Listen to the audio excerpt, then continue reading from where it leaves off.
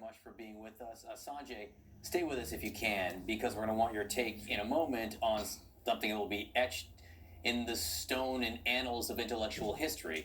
The president's obsessive, unironic, and revealing fixation on a cognitive test. Listen to this. Make sure you listen to this about Trump. So the last time I was at the hospital, probably a year ago, I said to the doctor, who was Dr. Ronnie Jackson, I said, is there some kind of a test, an acuity test? And he said there actually is, and he named it, whatever it might be. And it was 30 or 35 questions. The first questions are very easy. The last questions are much more difficult. Like a memory question, it's like you'll go person, woman, man, camera, TV. So they say, could you repeat that? So I said, yeah. So it's person, woman, man, camera, TV. Okay, that's very good. If you get it in order, you get extra points. Okay, now he's asking you other listening? Other questions. And then 10 minutes, 15, 20 minutes later, they say, remember the first question? Not the first, but the 10th question? Give us that again. Can you do that again? And you go person, woman, man, camera, TV. If you get it in order, you get extra points. They said nobody gets it in order. It's actually not that easy, but for me it was easy. And that's not an easy question. In other words, they ask it to you, they give you 5 names and you have to repeat them, and that's okay. If you repeat them out of order, it's okay, but you know, it's not as good. But then when you go back about 20, 25 minutes later and they say, go back to that question, they don't tell you this, go back to that question and repeat them. Can you do it? And you go, person, woman, man, camera, TV. They say, that's amazing. How did you do that? I do it because I have like a good memory, because I'm cognitively there. All right, joining us now also is CNN White House correspondent John Harwood. Sanjay, we'll come to you in a second for the medical truth and reality about this. John, What did you think about that? The politics here, because it's astounding. Fix your ear. Come here. The president's obsession with this is astounding, and more astounding is. Do you believe? Can you believe him? Can you believe him? Rant makes him. Me either, boo boo. It is astounding, John. It's sort of like if I were to touch my finger to my nose or walk in a straight line for 10 yards, that I would stand up and say, that proves I'm a world-class athlete. No, it proves that I can pass the test a police officer gives to see if I'm drunk. This is a test that is administered to see if people have brain injury or dementia.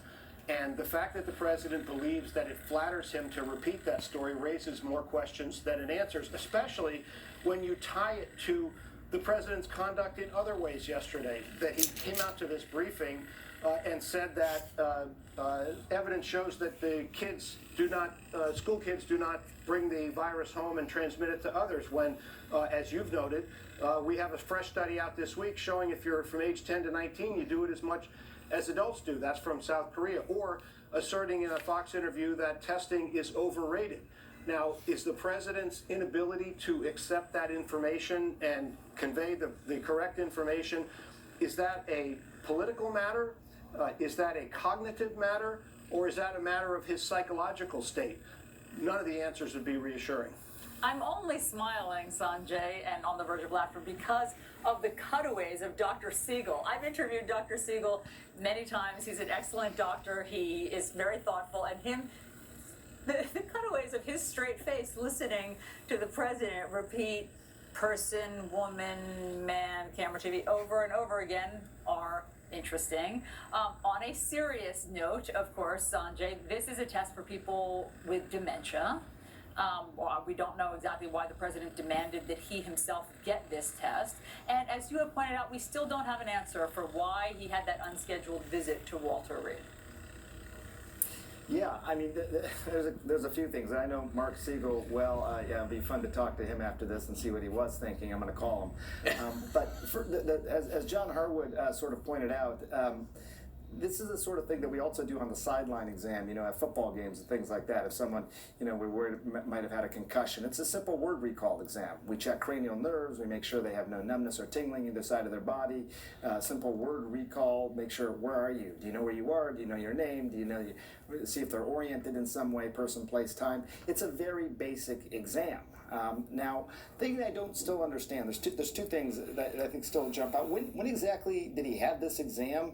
I know John Berman sort of asked this earlier. He said Ronnie Jackson administered this exam. We know about the Montreal Cognitive Assessment that was just on the screen for a second. That was done in January of 2018. So I'm gonna stop right more here than because a this is year gonna ago. go The president on said he had this exam a year forever. ago, and it was done at a hospital. Let me Now, see. this exam doesn't need to be done at a hospital. You TJ. can see it's a very basic exam. So Tell me you what get you to the thought of hospital, that. we know for that unannounced Do you visit think back in he's a November good of president? last year, Hmm? did he have this exam done at the hospital at that point? And if so, why? No. Why? Do you think he's a good? Do you like him, TJ? TJ, look at me. Do you like him? Unless there was some concern for something. We still don't have very clear answers. What TJ, happened do you in like 2019? Why did somebody have to go to the hospital? TJ? Sort of Do you like? unannounced Do you way like that? What needed Mr. to be done? Trump? It wasn't a very long visit there. Tell me one So more what time. was Give me an going on? answer. Again, it's speculative. We Sid, just don't know. do you like But Mr. this Trump? was part of that workup at that time. Okay, and John bye. Howard correctly pointed out.